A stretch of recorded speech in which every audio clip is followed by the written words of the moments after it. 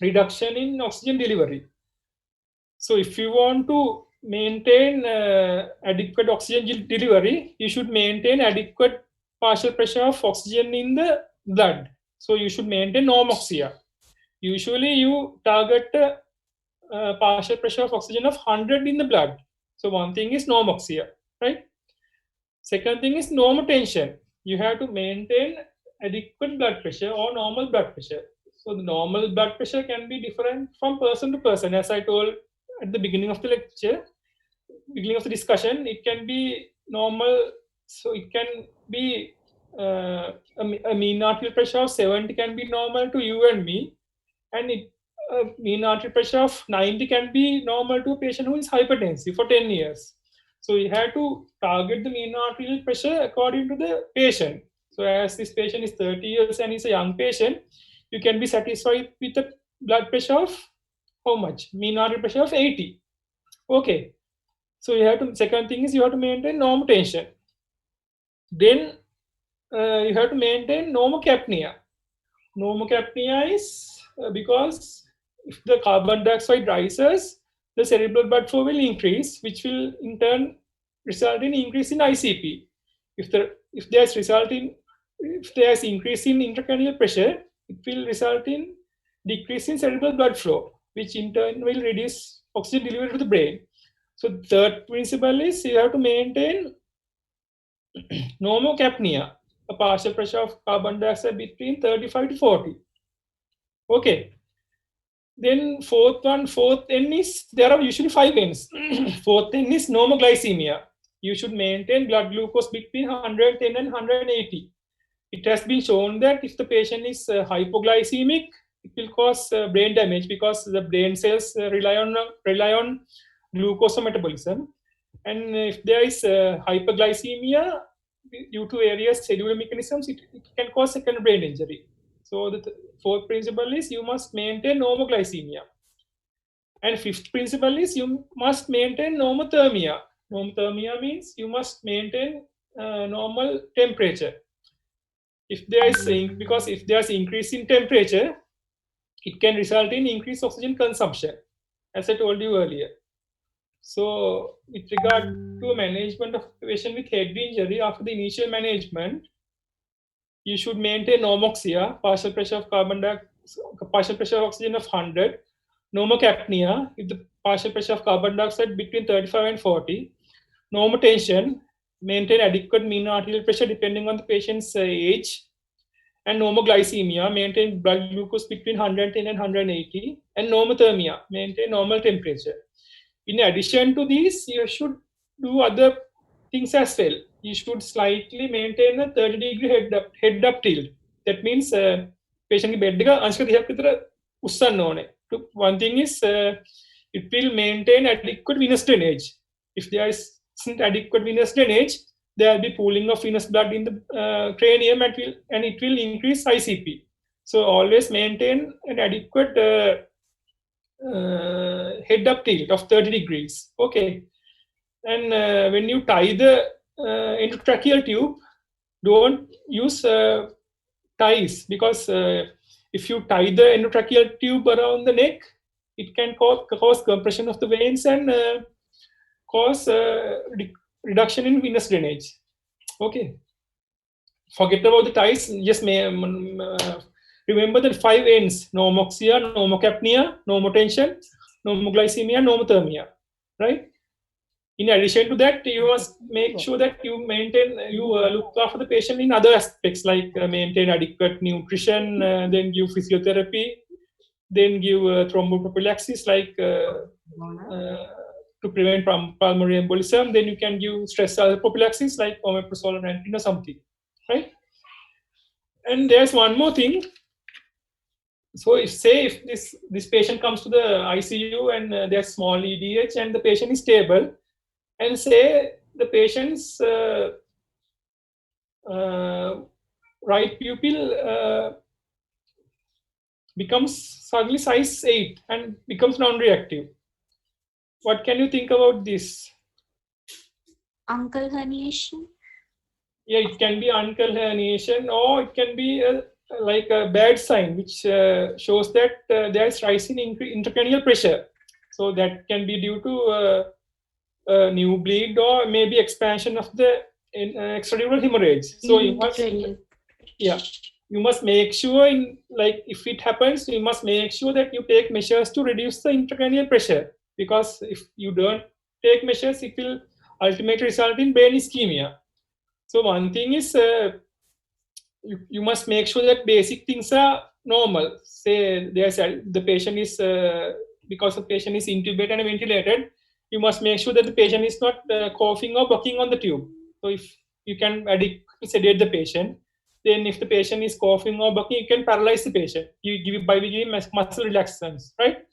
And say if the patient is developing seizures, if the patient is fitting, you can give anti-seizure medication like phenytoin or something, depending on the availability. Because seizures, fits will increase the oxygen consumption, right? Then, do you know about any drugs that we can give to temporarily bring the intracranial pressure down? One thing is, Mannitol. yeah, one thing is we can give mannitol. No. Another thing we can give hypertonic saline, 3% sodium chloride. Have you seen? Usually we have 0.9% sodium chloride, but in case of a head injury patient, to reduce the intracranial pressure, we can give 3% saline, hypertonic saline, right? Then other thing is we must make sure the patient is maintaining adequate saturation or adequate partial pressure of oxygen, saturation of more than 95 or partial pressure of oxygen of more than 100, and make sure the patient is not hypercapnic. Like carbon dioxide should be between 35 and 40.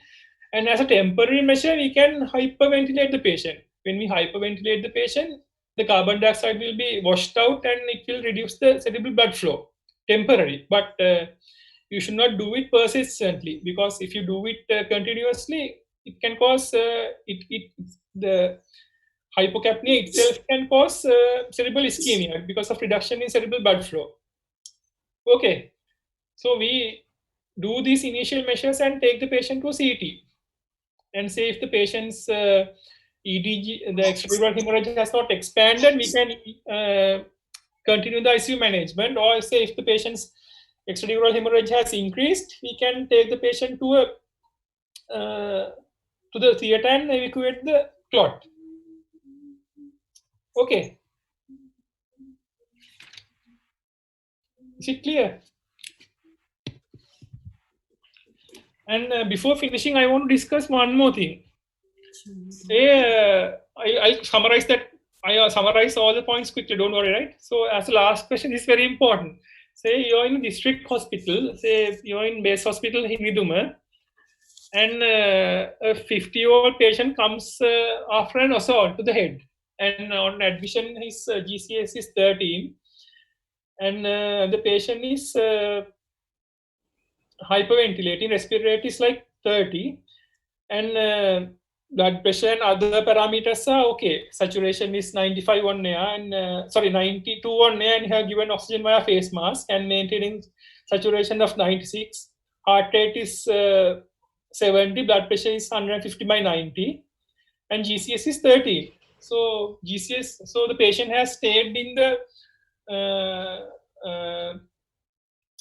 stayed with you at base hospital Hindima for 4 hours, and you want to transfer the patient to Karapitiya, right? My question is, I'll ask only one question. How would you transfer the patient? Would you transfer the patient like this, or would you intubate the patient? Can somebody answer? Respiratory rate is 30.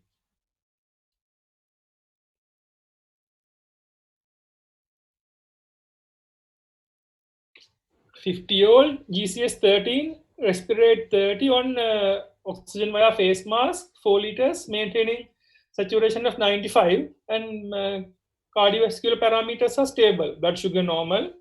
You want to, GCS is not improving, it's persistently 13, and you want to transfer the patient to Karapitiya. Would you intubate the patient or not? How do you know? Okay, I'll tell the answer. Because the patient is hyperventilating, that's the clue. what will happen to the carbon dioxide if a patient is hyperventilating? Reduce. Sorry, it will be reduced, isn't it? The carbon dioxide will be washed out. So if the carbon dioxide, if the patient is hyperventilating, the carbon dioxide will be washed out, and because of that, what will happen? Blood If you can, vessels will be. yeah, if the carbon dioxide is washed off, I'll share this. Can you see the Blood screen? vessels will. Yeah, the blood.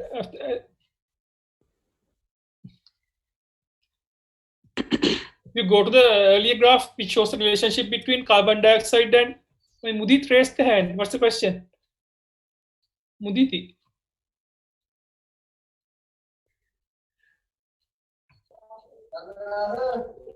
Vajit email. Vajit, do you have a question? Okay. If the carbon dioxide is going down, as you can see, the blood vessels will be gradually constricted, which will result in cerebral ischemia. So, if a head injury patient is hyperventilating and washing out carbon dioxide, it's not good. Like if you can't expect for you to have a arterial blood gas at base hospital in the isn't it? You might be able to assess the partial pressure of carbon dioxide in a in a hospital with less facilities if there are no ICU facilities. So because of that, it will not be good for the patient if the patient is hyperventilating. So if you need to transfer the patient in that case, irrespective of the GCS, you should intubate the patient and make sure the carbon dioxide is within normal limits.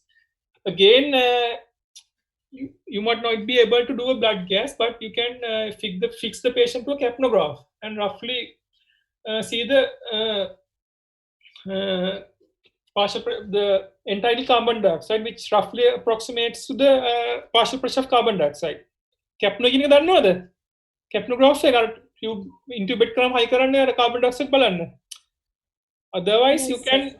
Yeah. Otherwise, if you must have a capnograph, if you tube the patient. Otherwise, you can roughly if you are hand ventilating, roughly ventilate the patient at a rate of maybe 12 to 16, or fix the capno. So the take home message is irrespective of the GCS, you will be you will need to intubate a patient with head injury if the patient is hyperventilating. Like the same thing is applicable if the patient is hypoventilating.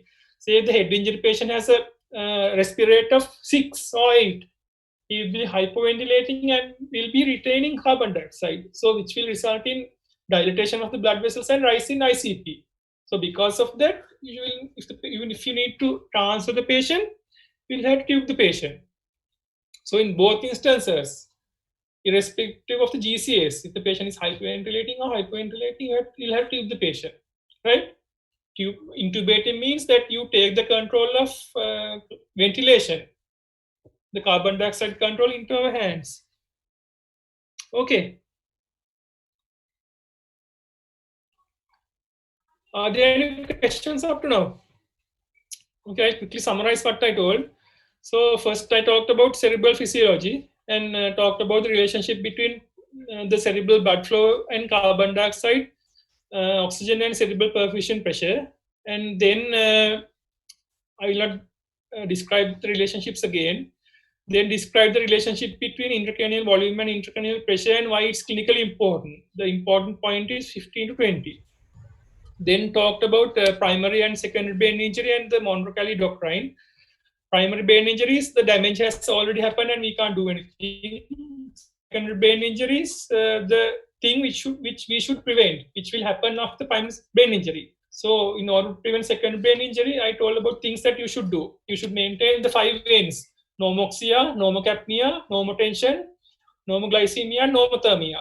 Like at least forget these 5 veins at the end of the lecture or the discussion. And then talked about the initial management of a trauma patient, a head injury patient. Always apply the ATLS principles and make sure you approach the ARV with C-spine control, then proceed to BCDE. And then you should do a CT scan to assess what's going on. And then according to the initial GCS after resuscitation, you can classify as mild, moderate, and severe according to GCS. Then measures to reduce the intracranial pressure. If you suspect that there's rise in ICP, you should maintain that. You should make sure that you maintain adequate sedation. Make sure the patient doesn't puff or buck on the tube. But then make sure that you maintain adequate mean arterial pressure. Then you can consider giving mannitol or hyperonic saline. And if there is a surgical correctable cause, you should take the patient after discussing with the neurosurgeons and evacuate and do the necessary, like do the surgery. So regarding the questions in the OSCE, for the end appointment test, the usual thing we give is we'll give a case scenarios like say there's patient who has come after RT or assault and initial GCA is this much. Then the questions will be like how do you categorize head injury according to the initial GCAs? Then what is primary brain injury? What is secondary brain injury? Then list 2 or 3 important steps that initially you would do. So you can write that you will select the patient according to ATLS principles and make sure you maintain adequate saturations, maintain carbon dioxide is normal, then maintain that there's adequate mean arterial pressure, make sure that there's adequate gut glucose, and make sure that there's adequate temperature. So basically, if you write the 5 Ns, you'll get full marks. Okay, that's it about head injury. Do you all have any questions? And can you please tell Jivanta the modifications like I if I send a Google feedback form, can you all fill it so I can know like it's not for my benefit, for your benefit, so I can know what I need to improve when I do the next one. Otherwise, like I'll be talking and I don't know where I am. So if I send a feedback or